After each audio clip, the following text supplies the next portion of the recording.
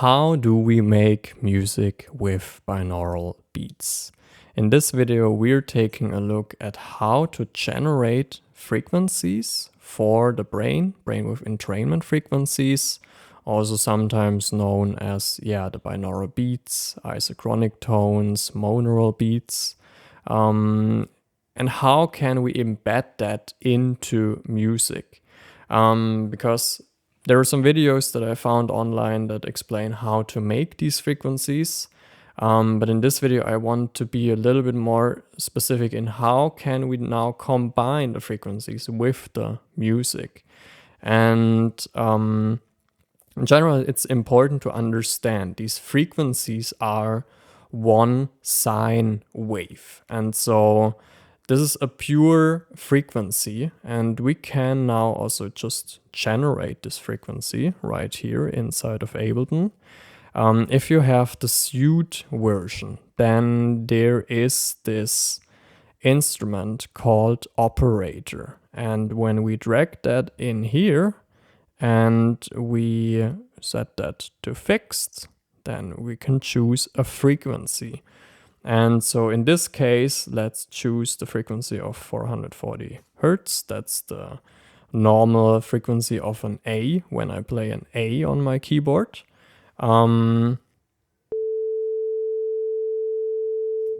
That's how it sounds like. That's the most boring tone there is. But this is a pure sine frequency. And that is the base for the binaural beat, because now we need to create a group right here. We click on group. We go to this one right here to open up the different instruments, because this is a instrument rack where you have different instruments inside.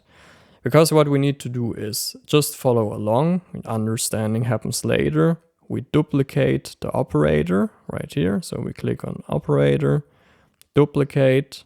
Now this one looks exactly the same.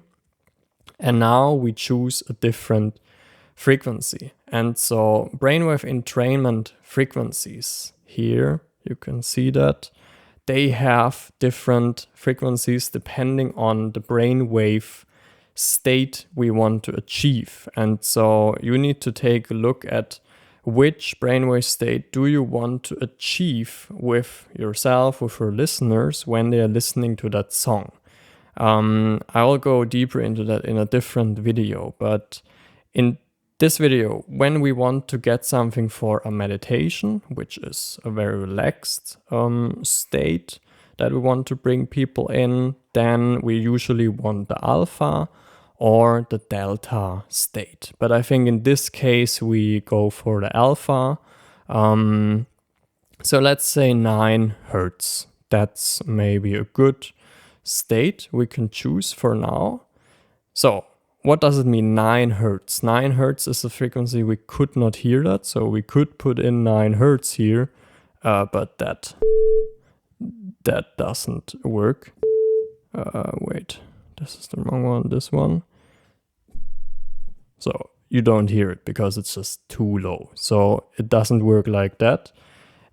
9 Hertz in this case will be generated when we have two frequencies with a difference of 9 Hertz, because the brain will try to create that difference inside the brain. And so we have now in one operator 440 Hertz. In the other operator, we will have 449 Hertz. We want 9 Hertz as the difference. And so now let's have a listen what happens. Because before we also have only this one, 440. Now 449. What you can hear is the wobble. And the wobble is exactly that monaural binaural beat sound where the brain is getting synchronized to a wobble sound. There's a whole science behind that. Also something for a different video. In this video, we just need to know when we have a difference of 9 Hertz, we create the wobble sound. And what you hear now is a sound which is very in the center. When you listen with headphones, you can hear it's just a wobble in the center. When we now pan that, one to the left, one to the right, you hear it's very wide, and still the sound has this wobble. When I only listen to one, there's no wobble. When I listen to both, there's the wobble. The one on the right, no wobble. And so this is the binaural beat wobble, which is only audible in the brain. And so the brain is creating this difference right here. And when you listen to this sound for at least 5 minutes, 5 to 10 minutes, you can feel that your brain is getting into a different state. In this case, a very relaxed state, because we're choosing the alpha. If we would like to get someone into the sleep state, for example, then we need to go to delta, below 4 Hertz. That's a deep sleep. And so we could make a song with 4 Hertz. Then you will find yourself yawning after a few minutes of listening to that. And so, yeah, in this case, when we're working with 9 Hertz, we're bringing someone into the relaxed state. We can do this with the operator. What's important is that you choose the right bass frequency, because we always have kind of the carrier frequency. And so carrier frequency is kind of the frequency that this binaural beat is placed on. Let's just put it like that. Because when we play an instrument, for example, when we now play the pad with also an A, let's just have a look at how that one looks like and which frequencies we have right here. So this is the analyzer, and this one shows us the frequencies right here. When we play an A, then you can see there's a peak here. Let's have a look which frequency that is. Ha! It is 440 Hertz. So, what's important here? So, we have binaural beat on this 440 Hertz frequency because we now want to make a song that is based on an A. If you want to make a song in 432 Hertz, then you need to tune that one down to 432 Hertz. And then you also tune your binaural beat down to 432 Hertz. I have other videos about 432 Hertz. In this one, we just stick with the 440 Hertz. No matter the discussion about whether it is healing or not, we just do it now for demonstration purposes. So, when we have a binaural beat, we need to match that frequency or that beat to the harmony that we're playing the song in. This is maybe a little bit complicated in the beginning, but just try to stick with me, maybe go through this video a few times. When we play a song now in A minor, for example, I will just play A minor, which is a chord based on A, C, and E. And let's record that.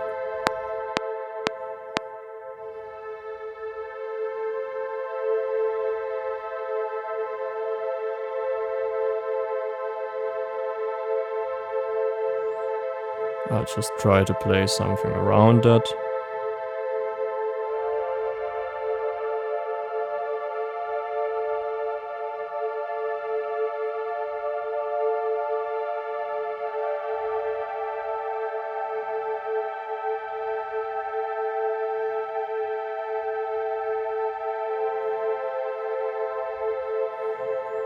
If you want to know how to make pads, there's another video where you can go deeper into that.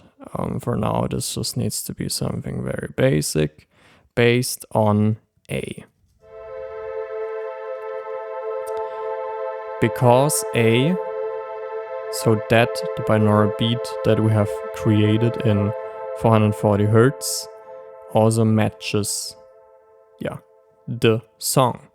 Because when that is not the case, then it just sounds weird. And so I usually try to be in harmony with the song. And now you can hear that's exactly that tone that we're also playing with the pads.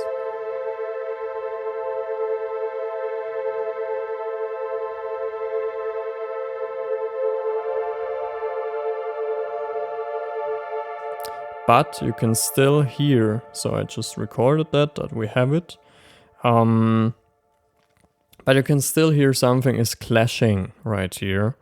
And so that is because we're now overlapping too many things at the same frequency. When we're taking a look at the analyzer, the binaural beat has this frequency right here.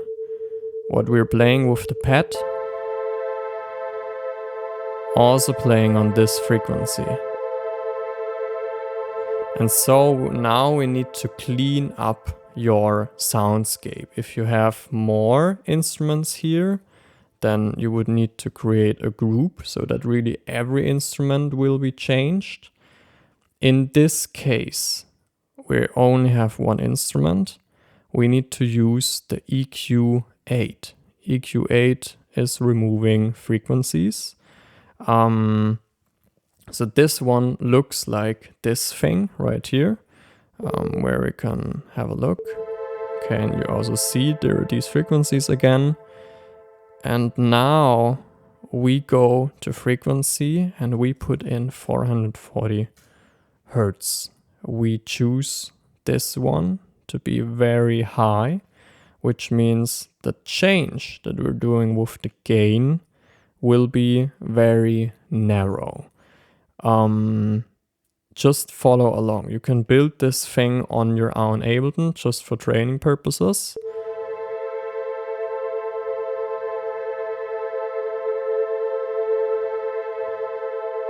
So let's turn the binaural beat off quickly.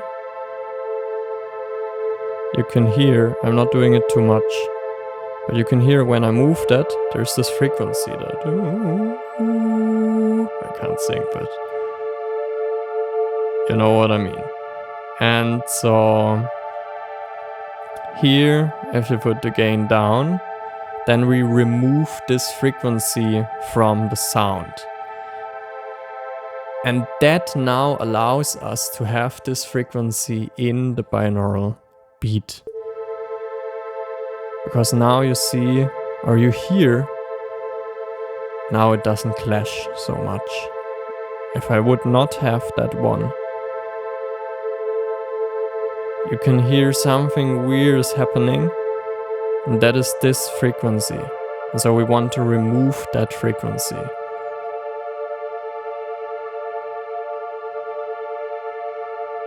Okay. Next step, we need to find the right volume. In general, for binaural beats, I recommend to have just so much of volume that you can hear the frequency, but not more. So let's just see how much that needs to be. Because that is too loud. It's quite annoying when you listen to it. So I usually try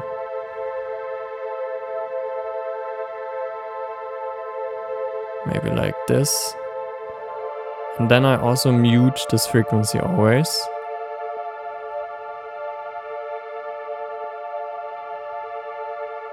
So you can hear it's changing. So maybe we can still go a little lower. You can still hear the frequency. So that would be the minimum in this case.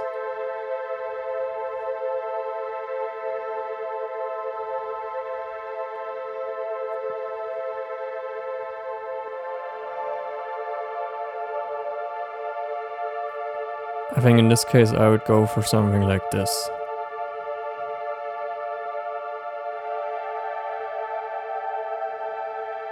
You can hear the frequency still audible, but it's not so much like this one, where it's really in your face.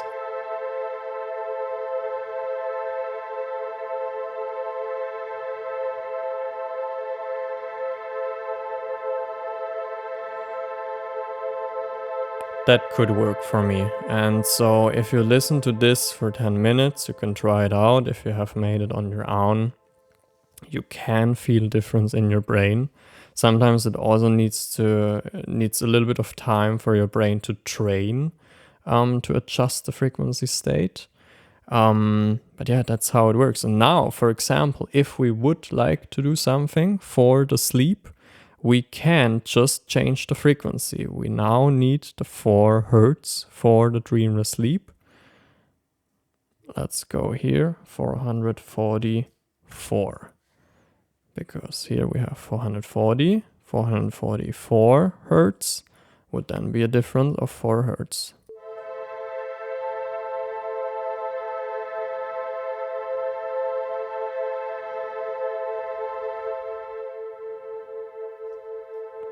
It's a little bit hard to hear the wobble now. Sometimes I also like to use the Monaural sound. Now you can hear it very good.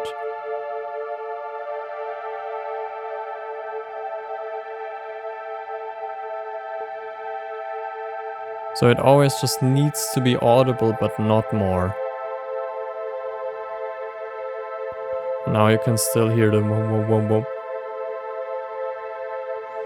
In general, monaural beat, the mono thing here with the panning, I use when someone, when you don't want to listen with headphones, because headphones always need, or binaural beats with the panning always need headphones. If you want something that's working on speakers as well, then you go to mono right here. Yeah, but yeah, that's basically it. So we always need a soundscape, we need the pure frequency, we need to adjust the EQ so that we cut out this frequency. By the way, it's okay if this is now only 440 Hertz and not 444, because you can see here we're cutting out a whole range. So usually that's not a problem. If you have something bigger, then maybe have 2 frequency bands right here. So 444 Hertz. You can see it's almost identical. You almost don't see the difference. So that's why I only use one thing here. That's basically it. And then you go here into files. You export the audio. I would recommend to use the WAV file because this is the uncompressed version.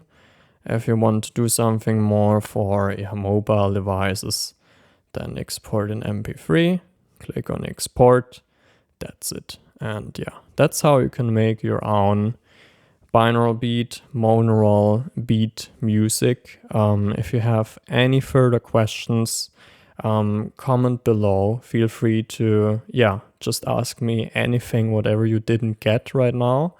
I will make more videos on this topic. And and if you want personal guidance, if you want to make your own music, but you keep getting stuck, you don't really know what to do, maybe you're also a super beginner, don't really understand Ableton and all of this stuff, maybe it was too complicated for you, then you can also just check out the links below or send me a message on Instagram.